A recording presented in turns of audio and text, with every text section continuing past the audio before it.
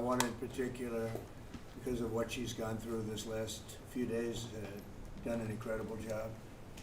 As you know, Kristi, I'm going to ask you to say a few words about Texas. The first person there was the first person I saw on television was you, actually. And you've worked great with the governor, who's terrific. And you might want to tell a little bit about the trials and tribulations, but we appreciate the job that you and everybody have done. You had people there as fast as anybody's ever seen, so really appreciate it. We all do, and maybe you could say a few words. Sure. Well, thank you, Mr. President. I want to thank you for your leadership. Texas is strong, and the people of Texas are incredibly strong. They've gone through something that is absolutely horrific, and it is heartbreaking to watch these families suffer the way that they are. As soon as this flash flooding event happened, the governor has activated his emergency responders. Nim Kidd is his emergency management director, who is incredible, and has immediately worked with the local first responders to get help to individuals and get them evacuated, put requests into me. We deployed, sir, right away, as you know, because you and I were talking a lot during this time, the Coast Guard.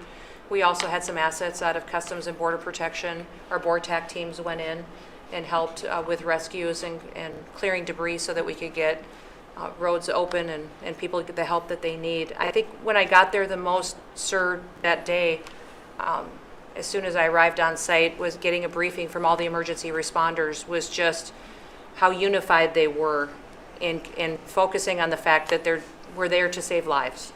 They were there to rescue people, find people who were still alive, and to reunify them with their family members. We as a federal government don't manage these disasters. The state does. We come in and support them, and that's exactly what we did here in this situation. FEMA went to an enhanced level immediately, but as soon as you signed the major disaster declaration, we were able to get them resources and dollars right away, just like you envisioned, through state block grants to help them with cleanup. And we're still there in presence, and FEMA's been deployed, and we're cutting through the paperwork of the old FEMA, streamlining it much like your vision of how FEMA should operate, and it's been a much better response to help these families get through this terrible situation. We still are looking for people. We're still looking for a lot of little girls and other family members that were camping along that river, and they will continue until they find every single person, and we will continue to help them and assist in that. I was surprised when I got there at the camp that day, right after this happened, the parents that were there, the parents that were looking for their children and picking up their daughter's stuffed animals out of the mud and finding their daughter's shoe that might be laying in the cabin, and just hugging and comforting people matters a lot. I'm extremely grateful for God's hand in that whole situation, because hundreds and hundreds and hundreds of people were saved. And this is a time for all of us in this country to remember that we were created to serve each other. God created us to take care of each other.